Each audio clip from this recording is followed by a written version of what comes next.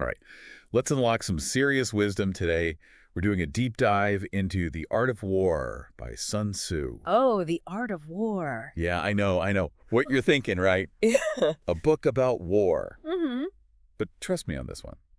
This isn't just about battles and armies and stuff. Right. Sun Tzu's strategies, I mean, they were written centuries ago. Yeah. But they have some surprisingly practical advice, for navigating the challenges Oh, well, absolutely. that we all face today. What's fascinating is that Sun Tzu himself, he wasn't a seasoned general when he wrote this. Oh, really? He was more of a scholar, Okay. an observer. So he was writing about winning Mm-hmm. without actually having been in the trenches himself. Exactly. That's pretty interesting. And his core philosophy. Yeah. It's all about avoiding defeat. That's the ultimate victory. So it's not about crushing the competition No. or always Right. being on the offensive. Not necessarily. Think of it this way. Not losing could mean negotiating a peaceful outcome, Right. sidestepping a conflict strategically, Okay. or even just preserving your energy and resources for, Yeah.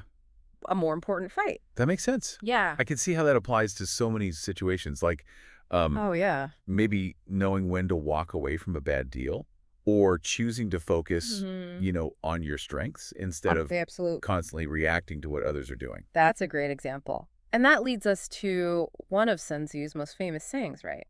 Know yourself, know your enemy, and in 100 battles, you will never be defeated. All right. That's one for the motivational posters. Definitely. But what does it actually mean in practice? It's about gathering information, making calculated decisions. Ooh. So imagine, you're facing a tough negotiation. Okay. If you only know your own position, you're going in blind, right? Yeah. But if you understand the other side's motivations, their strengths, weaknesses, Okay. you have a much better chance of coming out on top. So it's like doing your research before a job interview, Yes. or even just figuring out the best way to approach, Mm-hmm. a tricky conversation with a friend. Exactly. And speaking of gathering information, Yeah. this is where Sun Tzu's concept of spies comes in. Spies. Okay, now we're talking. This is Perfect. getting good. It's not exactly James Bond. Right. He talked about different types of spies, but it's more about Oh, intelligence gathering right. than cloak and dagger stuff. Makes sense. For example, he mentions local spies Okay. or yin jian. Yin Jing. These are people who blend in, observe, Okay. gather information from within a community. So it's like getting the inside scoop, Yeah, understanding the nuances and perspectives that you might miss if you're absolutely. on the outside looking in. Precisely. Yeah. Think about how valuable that is.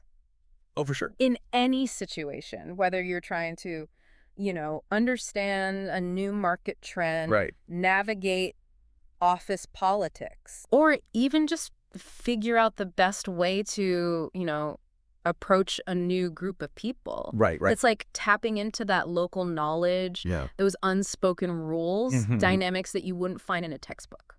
You got it. And this ties back to Sun Tzu's emphasis on protecting yourself, right? Mm-hmm. He believed a skilled warrior, they make themselves invincible before seeking to defeat the enemy. So it's not just about being aggressive. No. It's about building a strong foundation, Yes. making sure you're in a position to, You're right. weather any storm. Exactly. Imagine a company facing intense competition. Oh. Instead of immediately launching a counterattack, Yeah. they focus on solidifying their core product, Right. improving customer service, strengthening their internal operations. Wow. They're making themselves, Yeah. a tougher target, Yeah. less vulnerable to attack. And that applies on a personal level, too. Absolutely. Like setting healthy boundaries in a relationship or taking the time to, build your skills and confidence Yeah. before taking on a big challenge. Those are great examples. Yeah. And this leads us to how Sun Tzu advises approaching conflict when it's unavoidable. He believed in assessing relative strength Yeah. and adapting your strategy accordingly. So there's no one-size-fits-all approach. Right. It's all about being flexible, Yeah, responding to the specific situation. exactly. If you have overwhelming strength, a direct attack might be the best option. Okay. But if you're facing an equally strong opponent, Right. dividing their forces, finding a way to outmaneuver them might be more effective. Right. And if you're clearly weaker, Yeah. Sun Tzu would advise avoiding engagement altogether. So sometimes knowing when to retreat or change tactics Is it the smartest move? It's about choosing your battles wisely, Yeah. knowing when to push forward and when to hold back. This is making me rethink Yeah. the whole concept of, like, winning, you know? Oh. It's not always about being the loudest or most aggressive, Mm-hmm. but about making strategic choices that lead to the best outcome. Exactly. And that's where Sun Tzu's famous analogy of water comes in. Right. Water. Yeah. Okay. Now, that's an interesting one. An unexpected comparison. He says military movement should be like water, always seeking the path of least resistance. Okay, I'm intrigued. Mm-hmm. What does that mean? Oh, well, think about it, right? Water doesn't attack a rock head on. Right. It flows around it, Mhm. finds the cracks, Yeah. the weaknesses. Right. Sun Tzu believed in adapting to the situation, Excellent. avoiding fortified positions, Gotcha. targeting vulnerabilities to achieve your goals. So it's about being fluid, Mm-hmm. adaptable, finding those, creative solutions instead of always going for Exactly. the brute force approach. This can apply to anything, Yeah. from negotiating a business deal Mm-hmm. to navigating a difficult conversation. Right. It's about using your strengths to exploit their weaknesses Right. and finding the most effective way Yeah. to achieve your objective. This is really making me think about how I approach challenges in my own life, Yeah. Sometimes I get so focused on pushing forward Mm-hmm. that I forget to consider, like, Mhm. alternative routes. Right. Or look for those, like, Mm-hmm. less obvious opportunities. That's a great insight. Yeah. That leads us to another powerful analogy Sun Tzu uses. It's bud. the wind, forest, fire, mountain strategy. Okay. Now we're talking imagery. Yes. Break this down for me. All right. So Sun Tzu, he compares different phases of military action Okay. to natural elements. Okay. He says, be swift as the wind in attack, Okay. but orderly as the forest in preparation. So it's about being both decisive and organized, Mm-hmm. knowing when to strike quickly Yeah, and when to take a more methodical approach. exactly. Then he says, destructive as fire in battle, but immovable as a mountain in defense. Oh, okay. So knowing when to, like, unleash your full force and when to, like, Yeah. stand firm, unyielding. Precisely. But he adds two more elements, Oh, hidden as the yin, darkness, and move like thunder. wow. He's really got a strategy for every situation. He does. I'm thinking about, like, those characters in movies or books Mm-hmm. that, Yeah. embody these traits. You've got, like, someone like Michael Scofield Oh, from Prison Break, always a step ahead, Mm-hmm. adaptable, decisive, almost like the wind, Right. And then you have, like, Jon Snow Oh, yeah. from Game of Thrones, that, Mhm. like, unwavering strength, Yeah. a true, like, mountain when it comes to defense. Yeah. And when he strikes, Yes. it's, like, Yeah. powerful and unexpected, like thunder. I see your point. Those are great examples of how these strategic principles can play out, right? Yeah. In different personalities and approaches. Yeah. And I think that's what makes Sun Tzu's work so enduring. It's about recognizing that success, Yeah. it requires a blend of preparation, Yeah. decisiveness, adaptability, Yeah. and even a little bit of mystery. Yeah, that's a good point. And it's something we can all apply, right? Oh, excellent. To our own lives. Yeah. Being prepared, knowing when to act, Mm-hmm. always being willing to adapt to the situation. Yes, Maybe even channeling a little bit of that Jon Snow energy when we need it. indeed. But even when you're in a position of strength, Yeah. Sun Tzu offers this surprisingly compassionate advice. Oh, Never press a defeated foe too hard. that's interesting. I wouldn't expect a Yeah. military strategist to talk about compassion. Right. Yeah. Well, Sun Tzu understood human nature. He Mhm. knew a cornered enemy, dangerous, Right. unpredictable. They Mhm. might lash out in desperation, turning a defeated foe into an ally, however, Right. far more advantageous in the long run. So it's about thinking beyond the immediate win and considering the long-term consequences Yes. of your action. Precisely. Think about it in your own life, right? Yeah. How often do we escalate conflicts unnecessarily? Yeah. Maybe sometimes reconciliation, forgiveness, Yeah. finding common ground is the smarter, Yeah. more strategic option. That's pretty profound advice. Even centuries later, It is. it seems to go against the grain Mhm. of a lot of other military thinkers. Speaking of which, it's fascinating to compare Sun Tzu's philosophy Yeah. to someone like Karl von Clausewitz, Yeah. the Prussian general Wow. who wrote on war. Ah, Clausewitz, the Western Sun Tzu, Yeah. as some might say. What are the key differences, like, between their approaches? Well, Clausewitz, he was a big proponent of offense as the best defense. Right. He believed in overwhelming force, decisive action, Right. achieving total victory. And I remember from my history classes that, Clausewitz's ideas, they had a major impact on the way Yeah. wars were fought, Yes. especially in the 20th century. Absolutely. Right. His emphasis on aggressive tactics arguably contributed to the escalation and brutality Right, of right. those conflicts. Which makes Sun Tzu's emphasis on, Yeah. Mm-hmm. avoiding defeat, Right. strategic maneuvering, Mm-hmm. even compassion seem even more relevant today. Absolutely. What did you say?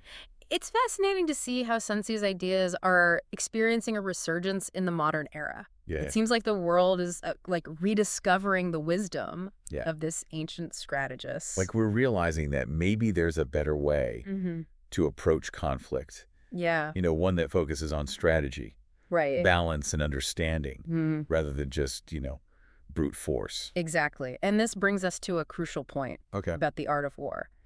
It's not just a military treatise. Right. It's a guide to strategic thinking and navigating challenges Yeah. in all aspects of life. Yeah, I'm definitely seeing that now. From, career decisions to personal relationships, Sun Tzu's principles, Yes. they offer like a framework, Yeah. for making smarter choices, Yeah. achieving better outcomes. Precisely. And that's what makes this deep dive so exciting, right? We're Yeah. not just talking about ancient battles. We're Right. talking about applying these principles to our own lives. So before we move on to the second part Yeah. of our deep dive, I want to leave you with something to think about. Okay. If avoiding defeat is the ultimate victory, what are some battles in your own life that are worth fighting? And which ones might be best avoided altogether? That's a great question to consider. Yeah.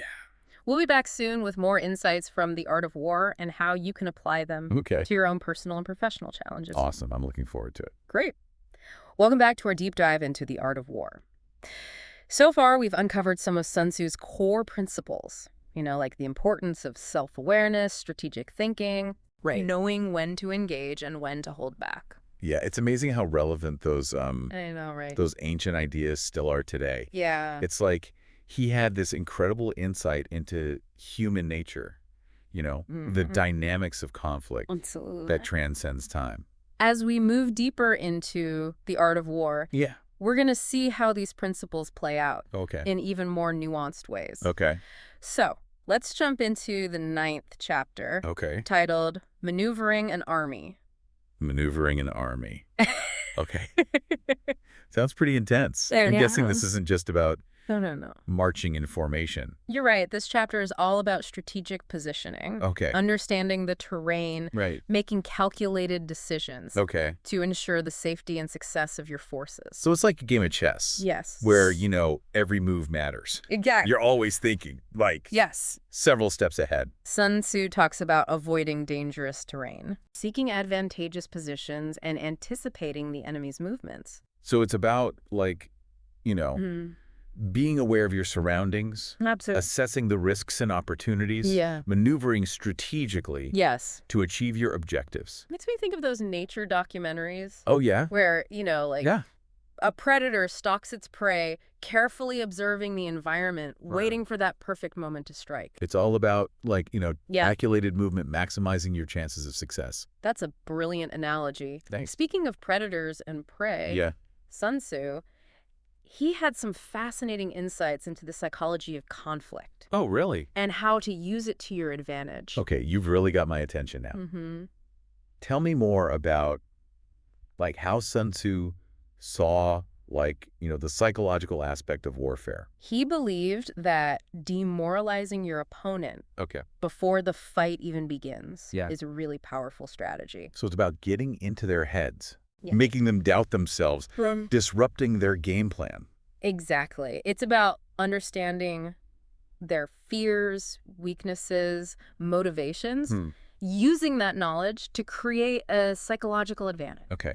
It's like that classic scene in, sports movies Yes. where, the underdog team, they'll use, trash talk Yeah. or some other tactic to, psych out Yeah. their more experienced opponents, right? Mm-hmm. Throws them off balance. Right. Gives the underdog a fighting chance. Exactly. Yeah. And Sun Tzu provides, like, specific tactics for achieving the psychological dominance. Oh, does he? Yeah. Okay. For example, he suggests creating an illusion of strength, even if you're in a weaker position. So like a poker face for battle. Yes, Bluffing your way to victory. precisely. I like it. He also talks about exploiting the enemy's weaknesses, like their fear, greed, Right. overconfidence. So it's about, playing on their emotions. Yes. Using their own vulnerabilities against them. Exactly. And it all comes back to knowing your enemy. Right. The more you understand their motivations and fears, the better equipped you are to anticipate their actions and, use their psychology to your advantage. This is fascinating. It is. It's like we're uncovering the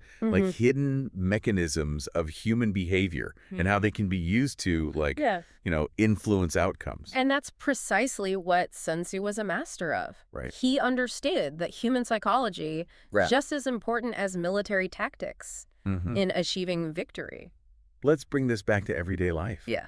How can we, use these psychological insights to navigate our own challenges? So think about situations where you might feel intimidated or at a disadvantage. Maybe it's a job interview, a public speaking engagement, or even just a disagreement with a friend. Sun Tzu would remind you, projecting confidence, even if you don't entirely feel it, can be a powerful tool. Fake it till you make it, as they say. Exactly. Yeah.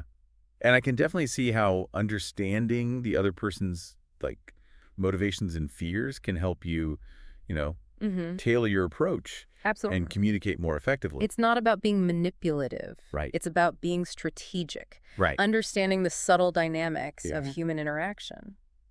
Okay. So we've covered the importance of maneuvering strategically and leveraging psychology. But what about the actual battlefield? Right. What does Sun Tzu say about navigating, different types of terrain? That's where the 10th chapter, titled Terrain, comes in. All right. Terrain. Sun Tzu, he categorizes terrain into 6 types. 6 types. Yeah. Okay. And provides guidance on how to use the terrain to your advantage. Okay. Lay it on me. What kind of terrain are we talking about here? All right. So he talks about accessible ground, which is easy to traverse for both armies. Right. So speed and decisive action are key. Makes sense. Use that home field advantage or whatever. Then there's entangling ground, which is difficult to move through. Right.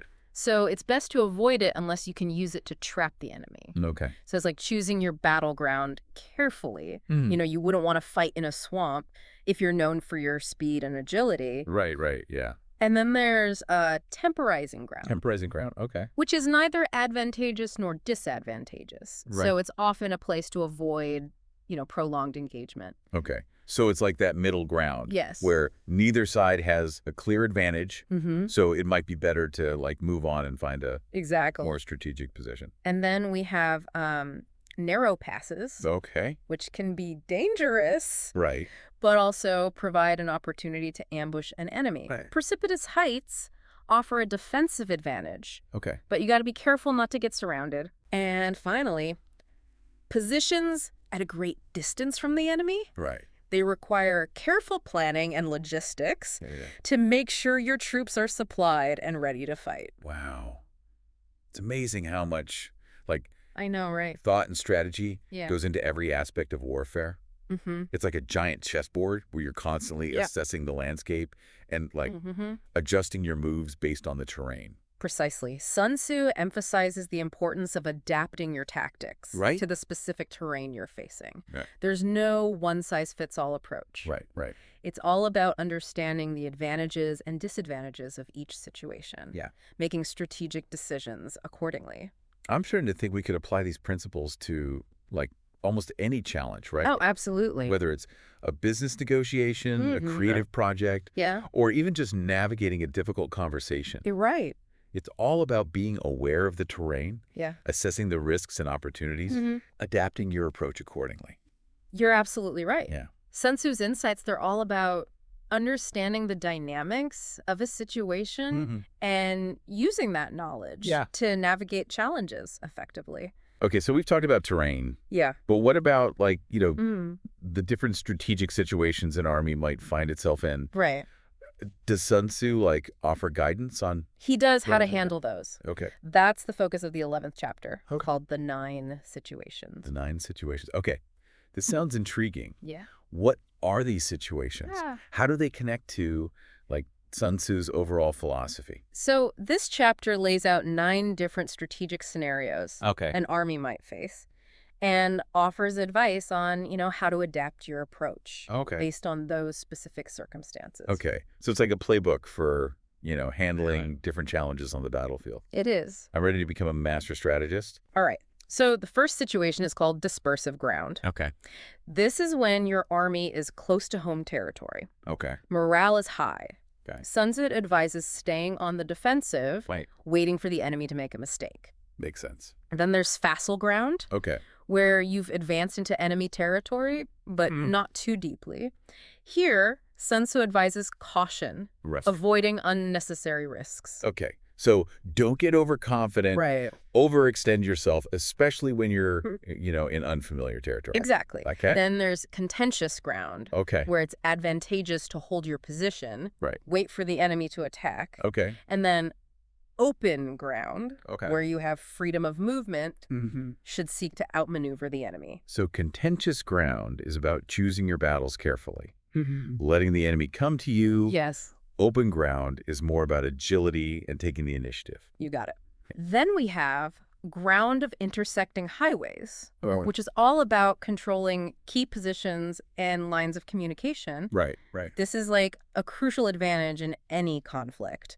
It's like holding the high ground, Yes. where you can, like, Okay. see the enemy's movements and control the flow of Exactly. information and resources. And then we get into some more challenging situations, Okay. like serious ground, Okay. where you've penetrated deep into enemy territory Right. and must be prepared for a fierce counterattack. Right. Difficult ground, Okay. where the terrain itself is treacherous, Yeah. requires extra caution. Yeah. Hemmed in ground, Okay. where you're surrounded, Yeah. must find a way to break out. Yeah. And finally, desperate Hey, ground, boy.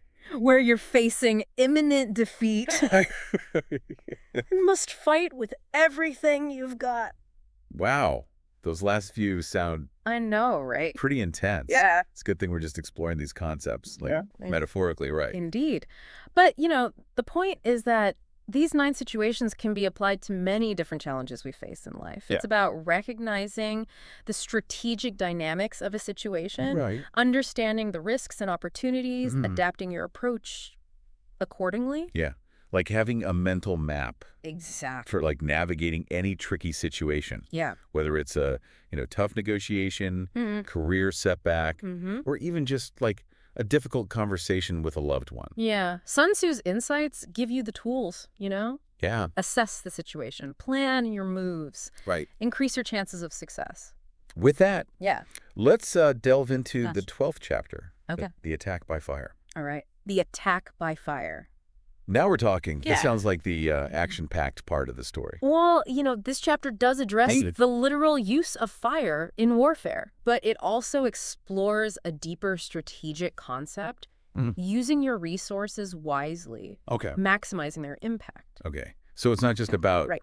setting things ablaze. There's a more, like, Yeah. strategic layer to it. Absolutely. Okay. So Sun Tzu, he talks about using fire to demoralize the enemy, Okay. disrupt their supplies, create chaos, Right. confusion. Okay. But it's all about timing, precision, Right. understanding the psychological effects of your actions. So it's like a controlled burn Mm-hmm. where you're using fire strategically Exactly. to, achieve specific objectives Yes. and ultimately gain an advantage. Precisely. And Yeah. while, we're not advocating for arson in our daily lives, Right. the principles of this chapter can be applied Okay. to how we use our resources in many different situations. Okay. I'm ready to harness the Right. metaphorical fire of Sun Tzu. All right. So how can we apply this concept Yeah. to our everyday challenges? Yeah. Think of fire as any resource you have at your disposal. Okay. Time, energy, money, skills, Hmm. connections. Okay. It's about being strategic and intentional Yeah. with how you use those resources to achieve your goals. So instead of spreading ourselves thin, Right. trying to do everything at once, we Mhm. should be more Yeah. focused, Yeah. direct our energy towards what matters most. So Sun Tzu would advise you to choose your battles wisely. Focus your efforts. Yeah. Maximize the impact of your actions. It's like that saying, work smarter, not harder. Mhm. It's about, like, Yeah. using your resources strategically to create the biggest impact. Precisely. And just as fire can clear away debris, Right. create space for new growth, Yeah. you can use your resources to overcome obstacles, eliminate distractions, create opportunities for yourself. I love that analogy. It's like a reminder that Yeah. sometimes we need to strategically burn away the old to make room for the new. Exactly. Now let's move on to the final chapter of The Art of War, Right? titled The Use of Spies. The use of spies, Yeah. okay? Yes. I've been waiting for this one. All right. Time to learn the secrets of espionage. Become a master of intelligence gathering. Well, while this chapter does delve into Yeah. the practicalities of using spies in warfare, Right. it also underscores the broader importance of information, Okay. knowledge, understanding your opponent. We talked about this earlier, right? Yeah. With Sun Tzu's emphasis on, knowing yourself, knowing your enemy. But how does this final chapter, expand on that idea? Okay, so Sun Tzu reinforces the importance of having a network of informants Right. who can provide valuable insights Okay. into the enemy's plans, movements, and weaknesses. So it's a two-way street, right? You need to be both a gatherer Yes. of intelligence and a protector of your own secrets. Exactly. It's a high-stakes game Yeah. where information is the most valuable currency. Precisely. Sun Tzu offers specific advice Okay. on how to recruit, manage, deploy spies effectively. Okay. Talks about deciphering enemy signals, Okay. interpreting their actions, anticipating their next move. So it's like being a detective, putting together the pieces of the puzzle to, Yes. understand the bigger picture. Yeah. Stay one step ahead. That's a great analogy. Thanks. And while most of us won't be, involved in actual espionage, of course. the principles of this chapter can be applied to many areas of life. Okay, so I'm ready to become a master of, everyday intelligence gathering. Right? How can we use these insights to, gain an advantage in our own lives? Okay. So think of spies as any source of information that Okay. can help you make better decisions. Okay. Right. This could include mentors, advisors, industry publications, market research, or even just paying attention to, Right. Conversations and trends happening around you. So it's about being curious, Yes. observant, always seeking out new information that can give you an edge. Exactly. Okay. Sun Tzu would encourage you to develop your own network of informants, Yeah. people who can provide valuable insights and perspectives.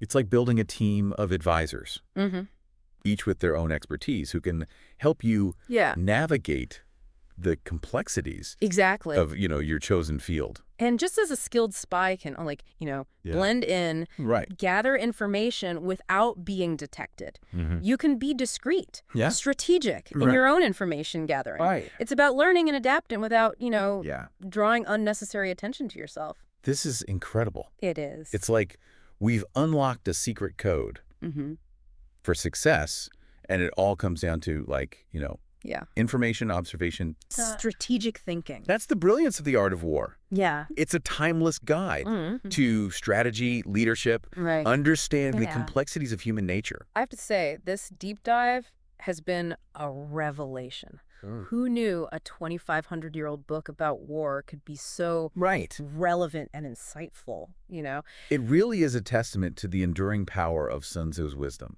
It is. And with that, we've covered all 13 chapters Wow. of the art of war. What a journey. It has been. We've explored everything from avoiding defeat to the psychology of conflict, the nuances of terrain, strategic use of resources, Yes. the importance of intelligence gathering. It's been an incredible exploration. It really has. But before we wrap up, Yeah. I want to leave our listeners with one final thought. Okay. What's the parting wisdom from Sun Tzu that we should all, carry with us? Sun Tzu would remind us Yeah. that true mastery, it lies not in brute force, Okay. aggression, but in understanding the dynamics of a situation, Right. making calculated decisions, and achieving victory through strategic maneuvering, Right. wise use of resources. It's about being thoughtful, adaptable, always thinking a few steps ahead. Exactly. And that's a philosophy Yeah. that can be applied to any challenge we face in life, right? Right. Whether it's a personal conflict, a professional obstacle, or simply navigating the complexities of the world around us. This whole deep dive has been such an eye-opener. I'm starting to see the art of war in a completely different light. Good. I'm glad. It's not about aggression, Well, winning at all costs. yeah. It's about, understanding the bigger picture, making strategic choices, Yeah. ultimately, striving for harmony, even in the midst of conflict. It's been a pleasure exploring these ideas with you. Likewise, I have a feeling I'll be thinking about Sun Tzu's principles I'm sure you will. long after this deep dive is over. And we hope you, our listener, will too. Remember the wisdom in the art of war. It's not just for generals and CEOs. Right. It's for everyone. It's about using your strengths wisely, knowing when to engage, when to hold back, approaching every challenge with a strategic and adaptable mindset. Exactly. Welcome back. It's amazing to think we've covered all 13 chapters of the art of war. Yeah. I know. It's pretty impressive. We've unpacked so much about strategy and psychology and leadership, but I feel like there's still more to uncover. You're right. Yeah. We've explored the tactical brilliance of Sun Tzu. Right. But there's a deeper layer we haven't really touched on. Okay. The philosophical foundation of his work. Okay, now we're getting to the heart of it. What are the philosophical ideas that shape Sun Tzu's thinking? So the art of war, it's deeply rooted in Taoist philosophy. Taoism. Yeah. I usually associate Taoism with peace and harmony, going with the flow. Right. How does that connect with the idea of warfare? That's the fascinating paradox. Yeah. So Sun Tzu, he saw warfare as a last resort, right? Something to be avoided whenever possible. Right. He believed that achieving true harmony, not just winning battles, was the ultimate goal. And that's where the Taoist principles come in. So it's not about conquering through brute force. No. But about understanding the interconnectedness of everything, finding balance and, exactly. using that to your advantage. Sun Tzu emphasizes, adapting to changing circumstances. Right. Flowing with the energy of a situation, even using your opponent's strengths against them. It's like that idea in martial arts. Yeah.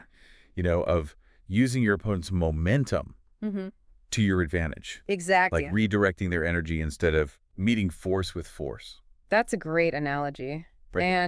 And it's this Taoist influence that sets Sun Tzu apart from, other military strategists who might focus solely on domination and conquest. So even in the midst of conflict, Sun Tzu is ultimately aiming for a state of balance and harmony.